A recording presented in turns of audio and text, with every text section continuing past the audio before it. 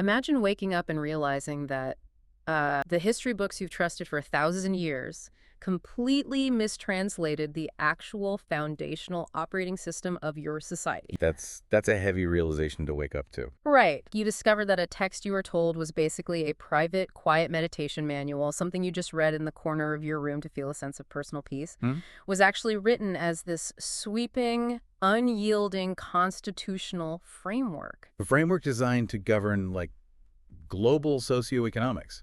It's massive. Exactly. It would be like finding out the U.S. Constitution was being used exclusively as, I don't know, a collection of bedtime poems. That is such a staggering cognitive dissonance to try and process. So Yeah. you're taking something that has been neatly compartmentalized for centuries and suddenly blowing it up to the scale of global infrastructure. And that dissonance is exactly the mission of our deep dive today. Yes.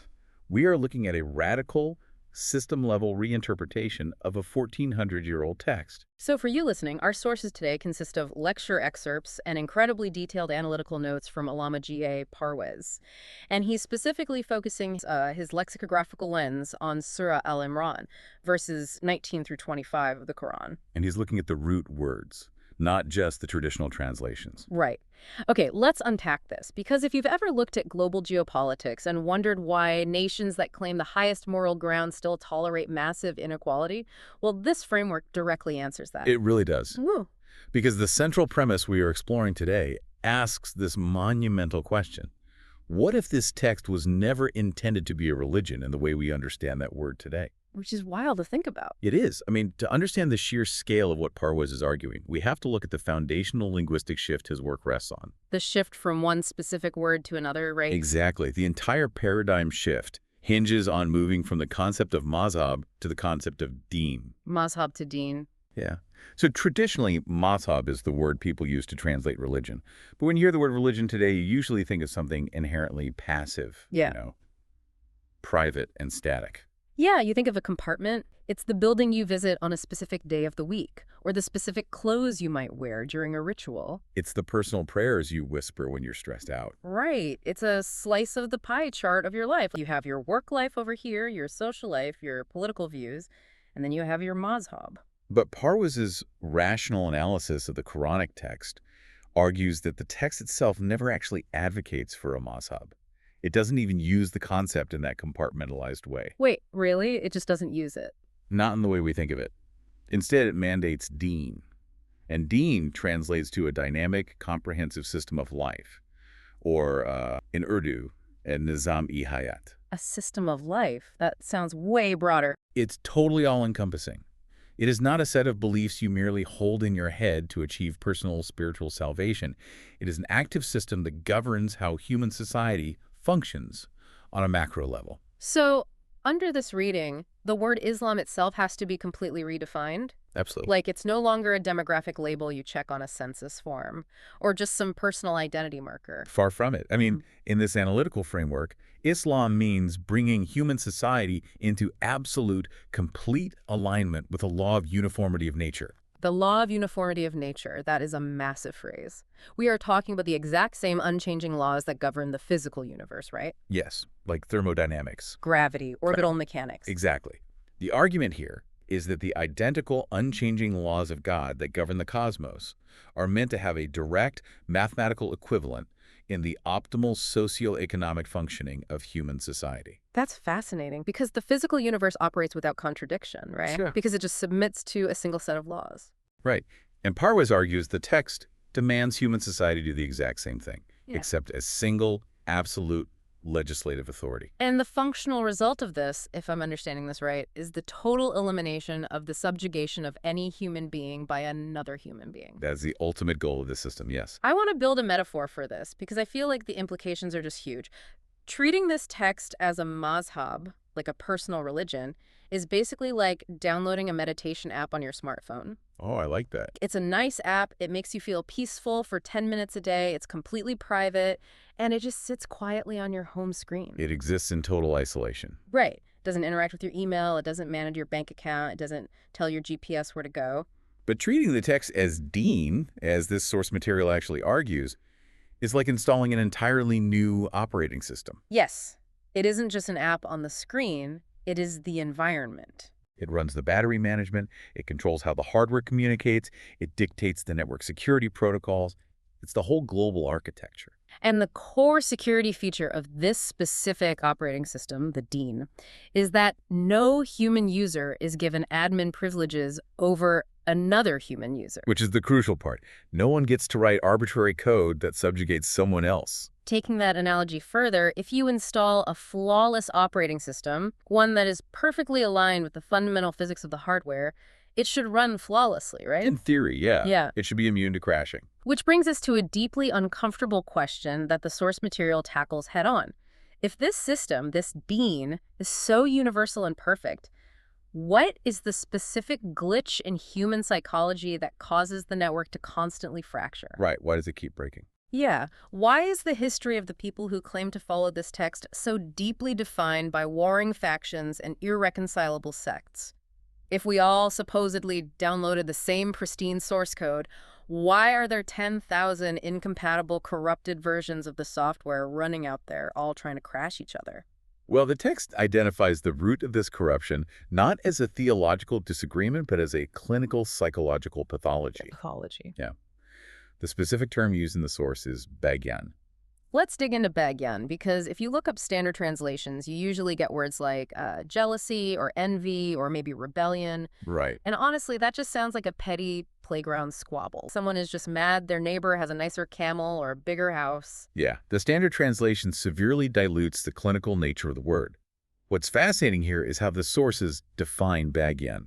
It's a deep-seated psychological character flaw. So it's more than just envy. Much more. It is a weakness rooted entirely in the ego-driven desire to dominate, to degrade, and to overpower others. It isn't just wanting what someone else has.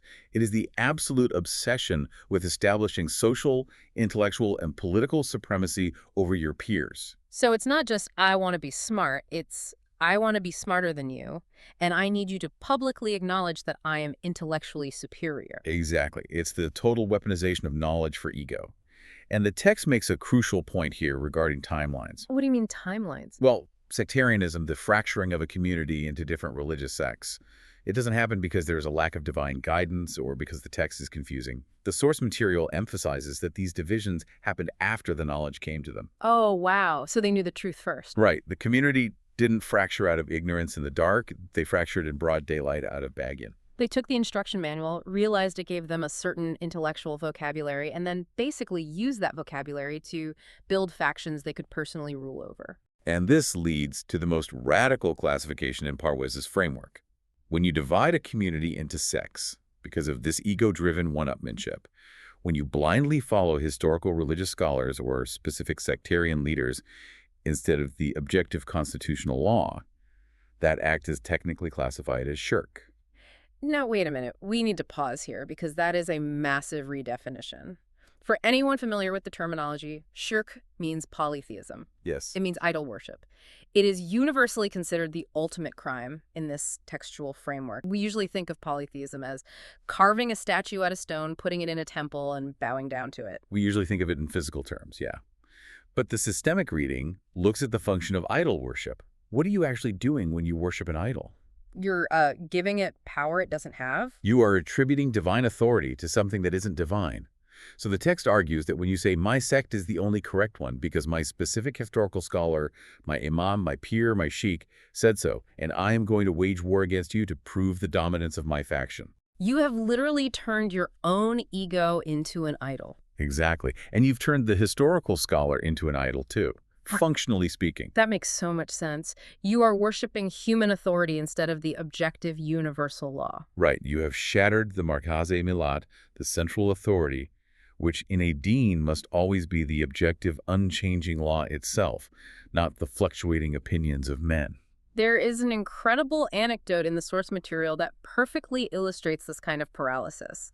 It captures what happens to a society when it gets caught in this ego trap. Oh, Yes, the story of the Grand Feast. Well, let's spend some time on this because the sociology of it is just fascinating. The feast allegory is a brilliant mechanism to show how both extremes of Mazhab fail to engage with the real world. So for you listening, the setup is this. A very wealthy, influential man, let's just call him a high-ranking minister, organizes a magnificent feast. The tables are groaning under the weight of incredible food. He spares no expense. Right. He invites the politicians, the merchants, but he also makes a specific point to invite the different religious factions. And to avoid conflict, he sets up two separate grand mahogany doors for them to enter the banquet hall. Very smart of him. Yeah, one entrance is specifically for the traditional Orthodox scholars, the ulema. The other entrance is for the mystics, the Sufis. He knows the friction exists, so he's trying to manage the sociology of his guests through architecture. Right. So The feast begins. The politicians and the merchants are inside. They're eating, networking, actually participating in the event. But the minister notices the religious tables are completely empty. nobody showed up. Well, he goes out to the hallway to check on the Orthodox scholars, the ulema. He expects them to just be walking in. Instead, he finds a massive, violent traffic jam at the door. Just chaos. They aren't just waiting. They are physically pushing, shoving, elbowing each other in the ribs, completely red in the face. They are desperate to be the very first person to walk through that door. Think about the psychology there. Why does it matter who goes through the door first? It doesn't. The food is the same. The room is the same. It only matters if your primary motivation is demonstrating superiority. It is the literal physical manifestation of Bhagyan. They would literally rather starve in the hallway than let a rival scholar enter before them and imply a higher rank. It's pure aggressive ego masking as piety. Exactly. So the minister is horrified, obviously. He shakes his head and walks over to the other door, the entrance for the Sufi mystics. He assumes they will be peaceful. And they are. There's no pushing, no shouting. But the door is still blocked, isn't it? It's completely blocked. The mechanism of the blockage is just wildly different. They are engaged in this elaborate, theatrical, exhausting show of false humility. Oh, the after you routine. Yes, every single one of them is bowing deeply, sweeping their hands toward the door, saying to each other, "Oh no, my brother, I am far too humble to enter first. I am but dust on your shoes. You are a saint. You must go first." And the other guy replies, I am the lowest of the low, a mere sinner compared to your radiant soul, please, after you. It is a performance of ego inverted. Instead of fighting to be the highest, they are competing to aggressively perform being the lowest. But the functional result for the society is absolutely identical. Neither group actually gets into the room. Neither group eats the feast. Look at how perfectly this allegory captures the paralysis of a society trapped in Mazhab. On one side, you have this aggressive, power-hungry intellectual ego that physically shatters unity.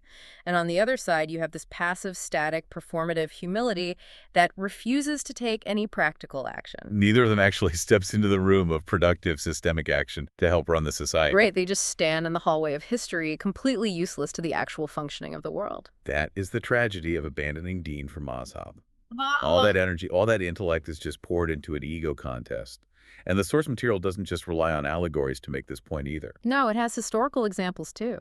The lecture notes include a deeply biting historical anecdote from Delhi that shows what this looks like when it spills out of the banquet hall and into the streets. Oh, the great warrior procession. Paint the picture of this for us, because the irony is just dripping from it. It really is. The lecture describes witnessing a massive grand procession winding its way through the crowded streets of Delhi. It's a total sensory overload. People are cheering, throwing flowers, chanting slogans of victory. A real parade. Huge parade. And in the center of all this, they are carrying a man on their shoulders, honoring him with incredibly lofty titles.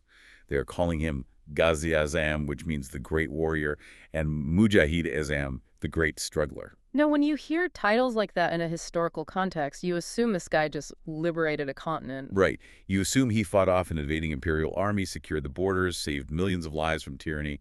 The natural assumption is that he achieved a monumental systemic victory. So what did he actually do?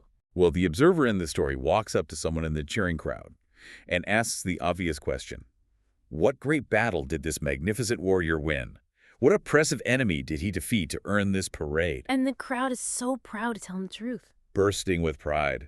They explained that this man, a prominent local mufti, had recently engaged in a fierce, highly technical sectarian debate with a rival religious faction, a debate over some obscure theological minutiae. And it got so heated, so aggressive, that it sparked a massive street riot between the two factions. Windows were smashed, people were hurt, and this great warrior was arrested by the local authorities and served a 6-month jail sentence for his part in inciting the brawl. He got a literal parade for starting a sectarian street fight that landed him in jail. Yes, he was being celebrated as a hero for fracturing his own community. The sources synthesize this with devastating clarity.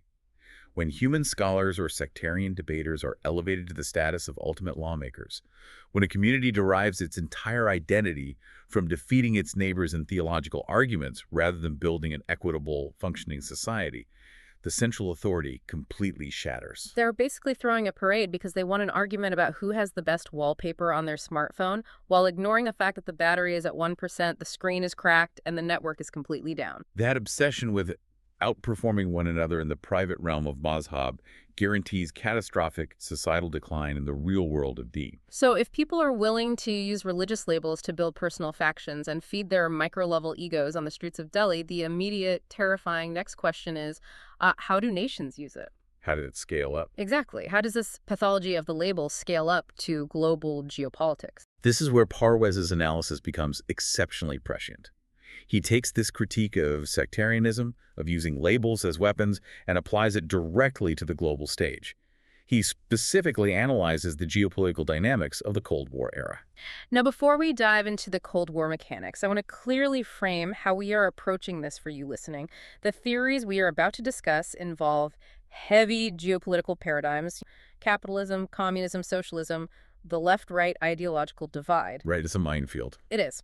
So as we navigate this, we are operating as completely impartial guides. We are not endorsing capitalism over socialism, nor are we taking a stance on left-wing versus right-wing politics. Absolutely not. Our specific mission here is to impartially report on the analytical framework presented by Allama G.A. Parwez in these lecture notes and understand his argument about how this 1,400-year-old text views these modern global alliances. Setting that impartial baseline is crucial, because the text's critique really spares no one. So let's look at the historical geopolitical scenario the text outlines. During the Cold War, the globe was largely fractured into two massive ideological and military blocs. Right. You had the capitalist bloc, primarily representing Western powers, and the socialist or communist bloc representing the East. It was a global standoff, and both sides were desperately trying to recruit unaligned nations to tip the balance of power. Exactly.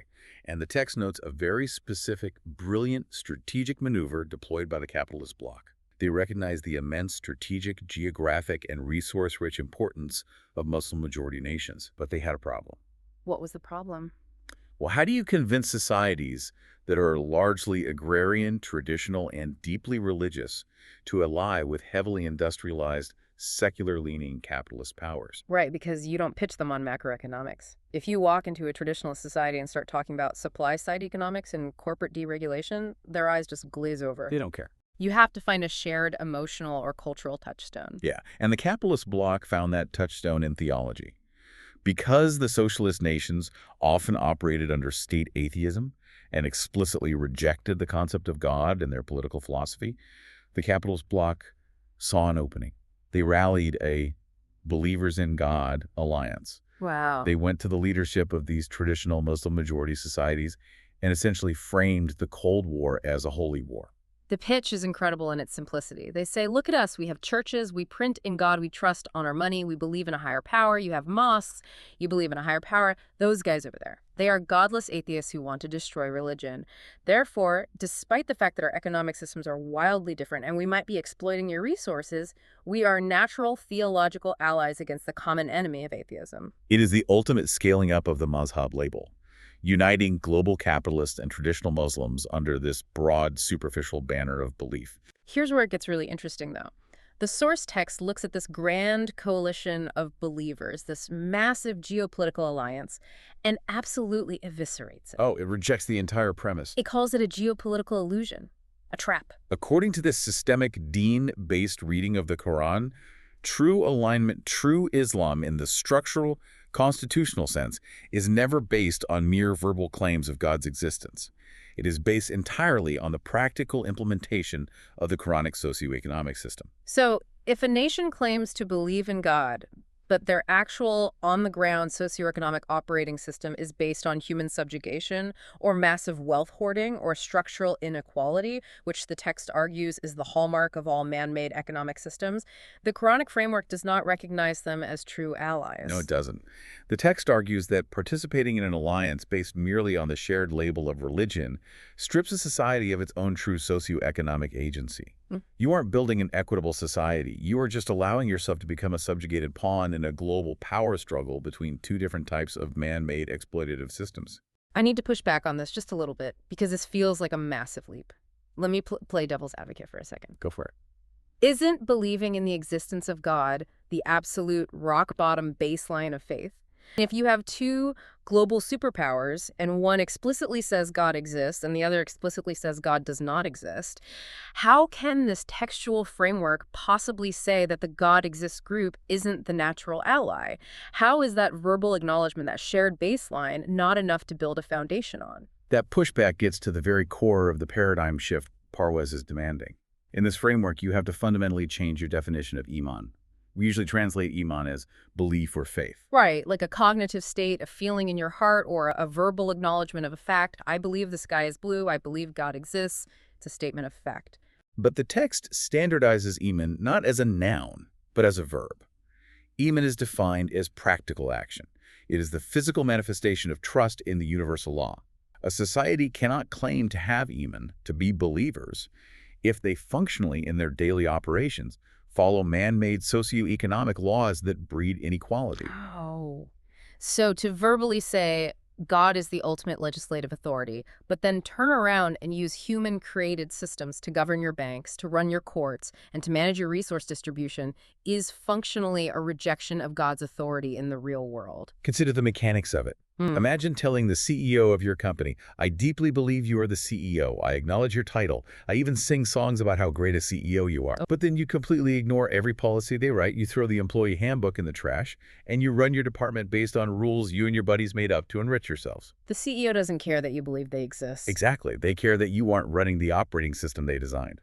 That reframes the Cold War alliance completely. By that logic, the text argues that the godless nations who might accidentally implement a more equitable distribution of resources, who might provide better health care or education to their poorest citizens, are actually operating closer to the divine law of uniformity than a society that prays 5 times a day, but allows rampant exploitation and poverty to fester in its streets. The label of believer is utterly voided if the system doesn't reflect structural equity.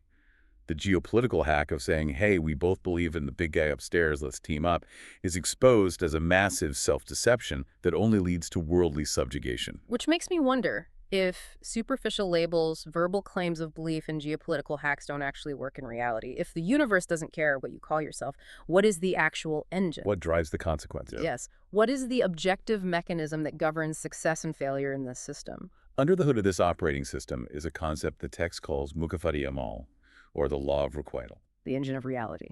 The text argues that the universe, both the physical cosmos and the sociological universe of human behavior, operates on strict, unyielding mathematical precision. Every single action yields an exact corresponding consequence, positive or negative. There is no randomness in the accounting. This is deeply tied to the concept of kasabat, right?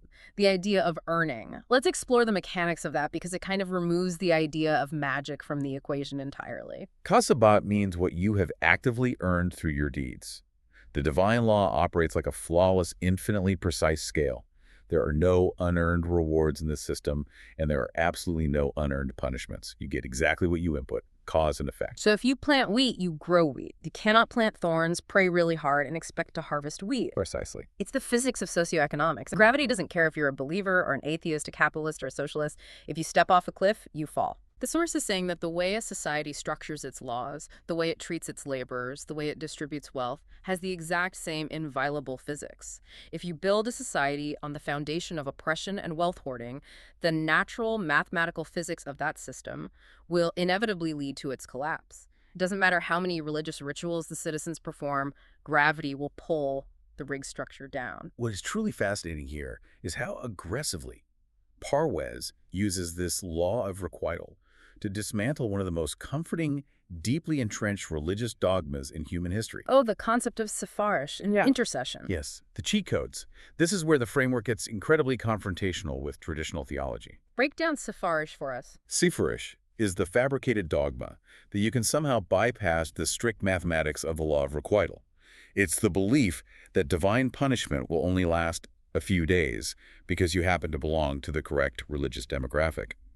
Or, even more commonly, it's the belief that a prophet, a saint, or a holy figure will act as your personal intercessor, your VIP pass, to save you from the logical consequences of your own destructive actions. It's the ultimate "do you know who my dad is" defense applied to cosmic justice. Exactly. It's a guy standing before a judge saying, yeah, I might have exploited my workers, cheated on my taxes, and ignored the poor, but I belong to the right sect, and my historical scholar is going to vouch for me, so you have to let me off the hook. And the text diagnoses this belief as gura, which translates to profound self-deception.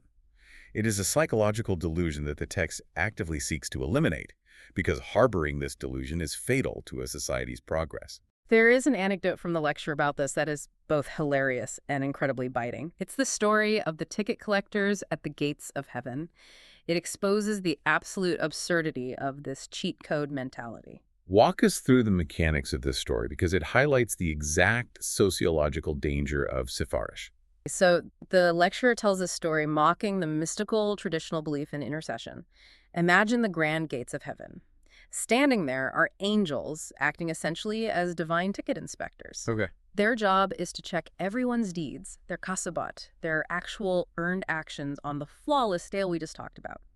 Now, the traditional followers approaching the gates are terrified. They are sweating because they know they haven't actually done the hard, practical work of building a just society.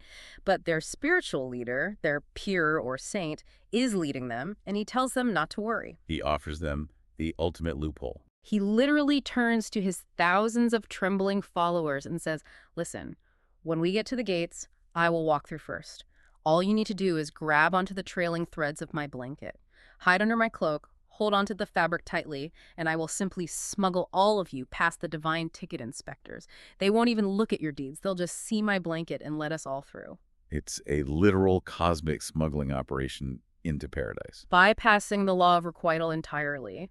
And the text just shreds this idea. It says loudly and clearly, there is no blanket. There are no blind ticket inspectors. The scale is absolute. If we connect this to the bigger picture, why does the text care so much about debunking this specific myth of the blanket?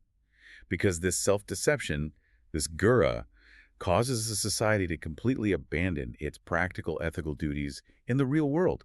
Think about the psychology. Why would you do the exhausting, dangerous, often life-threatening work of fighting for socioeconomic justice? Why would you challenge corrupt power structures and risk your life if you truly believe you have a VIP pass hidden in your pocket that guarantees your salvation regardless of the state of the world? You'd be crazy to take the risk. You just sit back, keep your head down, perform your private daily rituals in your Mazhab compartment, and wait to grab the blanket when you die. And the result of that collective inaction, that sitting back and waiting, is what the text calls habida amal, voided deeds, wasted efforts. Let's make sure we understand habida amal. It means actions that fail because they aren't aligned with the objective formula of reality. Yes. The text argues that the modern Muslim ummah, or truly any society that relies on static rituals and the hope of mystical intercession instead of dynamic systemic action, will find their deeds functionally wasted. It does not matter how pure their intentions are. It does not matter how deeply they cry during their prayers. If their actions don't align with the universal laws of cause and effect, they will face worldly subjugation. They will be outpaced, out-innovated, and ultimately dominated by nations that do utilize the laws of nature. Nations that study physics, engineering, and economics, even if those dominating nations don't claim to be believers. Pure intentions cannot replace incorrect methods. That is a brutal, undeniable truth. It's like a team of engineers trying to build an airplane out of good vibes, sincere prayers, and hoping a saint will make it fly. It won't fly. If they don't apply the objective laws of aerodynamics, that plane is going to crash into the side of a mountain, no matter how pure their hearts are. The universe doesn't reward intent. It rewards alignment with its laws. Which leads us to the ultimate synthesis of this systemic framework. If there are no cheat codes, if intercession is a myth, if every single action has strict mathematical consequences, and if we must align with the Deen operating system. What is the ultimate action this system requires? What is the primary application it is designed to run? The answer is the establishment of absolute objective justice, governed by constitutional supremacy. But to understand that, we have to redefine another massive term that has been totally misunderstood: kufr. Usually, kufr is translated simply as disbelief or infidelity. It's framed as a cognitive state, a mental denial of God's existence. But in this functional systemic reading, kufr is not about what you think, it's about what you do. It is defined as the practical rejection of objective divine laws in the socioeconomic sphere. If a society faces a dispute, or needs to establish an economic policy regarding land or inheritance, and instead of relying on the ultimate constitutional law, the Book of Allah, which mandates equity, they decide to rely on ancestral traditions, known as riwaj. Or human-made customary law. Right, or even traditional sectarian jurisprudence. That very act of prioritizing human law over divine constitutional equity is the definition of kufr. Wait, even if the people making that decision pray 5 times a day, fast, and loudly call themselves believers? Especially then. Because they are treating the ultimate constitutional law as an optional suggestion rather than binding code. This reminds me of that incredible historical anecdote about the pre-independence courts in the subcontinent, the menu item religion. The colonial courts expose this hypocrisy perfectly. Set the scene for us. Back in the pre-independence era, the British colonial legal system allowed certain civil disputes like land inheritance to be settled by local laws to keep the populace pacified. So a person would walk into the courtroom and the British judge would ask them a simple question. Do you want this specific case judged by your traditional religious law, Shariat, or by your local tribal custom, riwaj? They are being offered a literal choice of legal jurisdiction. Right. And what did the people do? They didn't automatically choose the religious law out of piety. They would stand there in the courtroom and mentally calculate which system gave them the best financial outcome in that specific case. Unbelievable. If the tribal riwaj gave them a bigger piece of land by cutting out their siblings, they said, oh, absolutely, we are traditionalists, we follow local custom here. But if the religious law gave them a financial advantage, they suddenly became fiercely pious and demanded Shariat. It is the ultimate transactional hypocrisy. They treated the divine constitutional law as an optional menu item that you only order if it benefits your bottom line.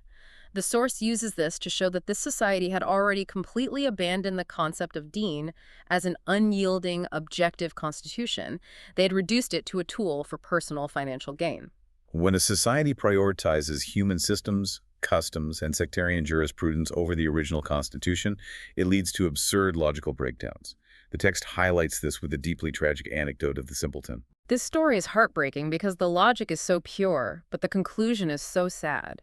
So there is a simple-minded, uneducated man attending a sermon, and the religious preacher is fiery, telling a crowd that the only way to achieve salvation, the only way to avoid hellfire, is to strictly follow the specific human jurisprudence of a famous historical scholar. Let's say Imam Abu Hanifa, who lived generations after the text was revealed. The preacher insists, without strictly following this specific legal school, you cannot be saved. He is establishing the human scholar as the ultimate, indispensable gatekeeper to the divine. Yes, the simpleton is listening intently, trying to understand. He raises his hand and asks the preacher, wait, didn't the Prophet Muhammad himself live before this scholar was even born? The preacher, caught off guard, says, well, yes, of course, historically that is true. And upon hearing this, the simpleton just begins to weep bitterly. Because he follows the preacher's logic to its inescapable natural conclusion. Exactly. He assumes that because the prophet lived before this scholar and therefore couldn't possibly follow this specific scholar's jurisprudence, the prophet himself couldn't possibly achieve salvation. The simpleton is crying for the soul of the prophet. It really highlights the staggering logical breakdown of elevating human jurisprudence and sectarian labels over the original universal constitutional law. If your socioeconomic operating system requires you to install a third-party patch that didn't even exist when the system was built, the system is fundamentally broken. That framing perfectly brings us to the core mandate of the original unpatched Constitution, the single word that defines the purpose of the entire Deen system. Quist. Let's define it clearly, because everything we've talked about leads to this word. Yeah, what does it mean? Quist translates to complete, uncompromised socioeconomic equity and justice.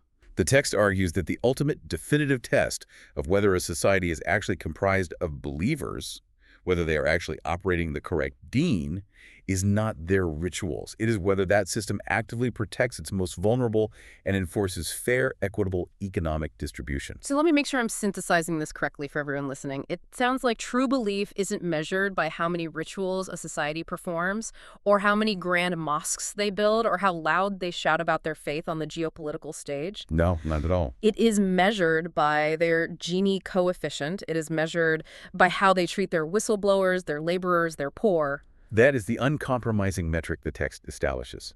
And the source notes a chilling recurring historical pattern regarding Quist.